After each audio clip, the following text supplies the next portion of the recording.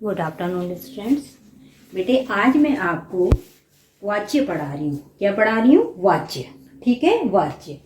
अब देखो, वाच्य का शाब्दिक अर्थ है बोलने का विषय।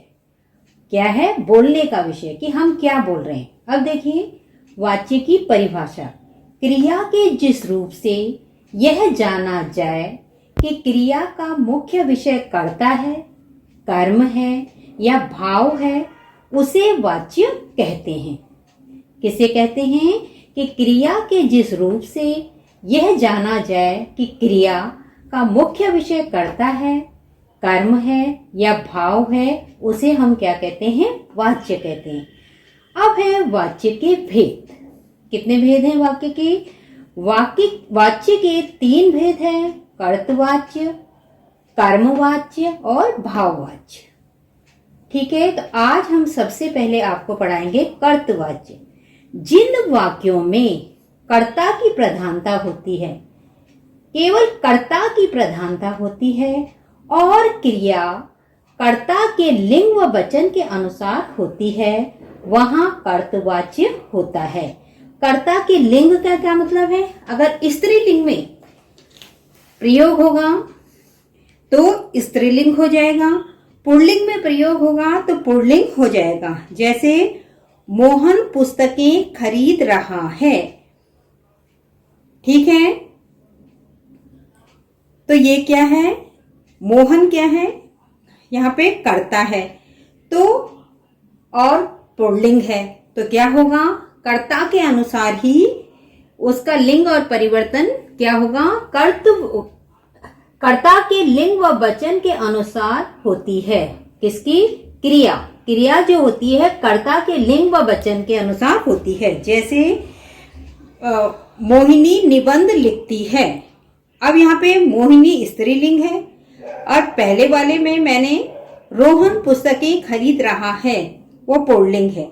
तो इस तरह से फिर उसके बाद वचन, अगर एक वचन होगा, लड़के मैदान में फुटबॉल खेल रहे हैं, क्या होगा? ये बहुवचन हो गया।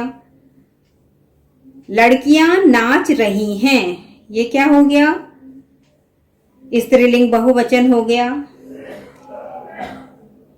रोशनी लिखती है, एक वचन हो गया। ठीक है बेटे, तो वचन के अनुसार। अब देखो इसके मुख्य बिंदु क्या हैं? मुख्य बिंदु देखिए इसके, कि कर्ता के लिंग व वचन के अनुसार, अगर क्रिया कर्ता के लिंग व वचन के अनुसार होती है।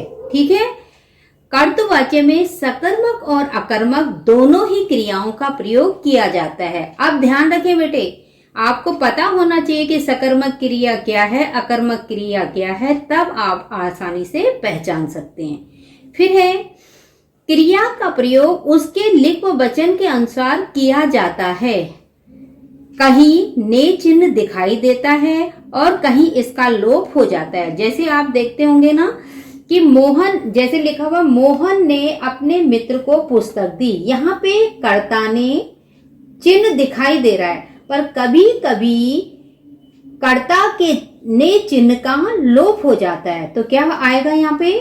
मोहन ने।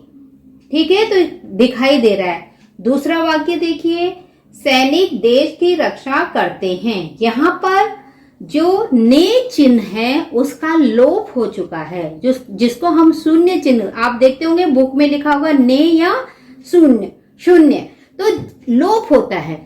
कि अब मुख्य बिंदु क्या है? कर्तवाच्य में सकर्मक और अकर्मक दोनों प्रकार की क्रियाओं का प्रयोग किया जाता है। क्रिया का प्रयोग उसके लिंग व वचन के अनुसार किया जाता है। कहीं ने चिन्ह दिखाई देता है और कहीं इसका लोप हो जाता है। जैसे मोहन ने अपने मित्र को पुस्तक दी, सैनिक देश की रक्षा करते हैं। अब देखो, कर्तवाच्य में कर्म जो होता है वो क्या होता है? गौण होता है। ठीक है, उसका उतना महत्व नहीं होता। तो आपने क्या आज मैं केवल आपको वाच्य कर्तवाच्य समझा रही हूँ, उसके बाद कर्म समझाऊंगी, फिर भाव समझाऊंगी कि वाच्य का शाब्दिक अर्थ क्या है, बोलने का विषय। फिर है वाच्य की परिभाषा, वाच्य के कितने भेद हैं वो आपने लिखने हैं। फिर कर्त वाच्य मैंने क्या बताया, जिन वाक्यों में कर्ता की प्रधानता होती है और क्रिया कर्ता के लिंग व वचन के अनुसार होती है वहां कर्तवाच्य होता है। कर्तवाच्य में सकर्मक अकर्मक दोनों प्रकार की क्रियाओं का प्रयोग किया जाता है। क्रिया का प्रयोग उसके लिंग व वचन के अनुसार किया जाता है। कहीं ने विभक्ति चिन्ह दिखाई देता है और कहीं इसका लोप हो जाता है। जैसे मोहन ने अपने मित्र को पुस्तक दी, सैनिक देश की रक्षा करते हैं। और एक मुख्य पॉइंट क्या है, कर्तवाच्य में कर्म गौण होता है। थैंक यू बच्चे। देखते हैं।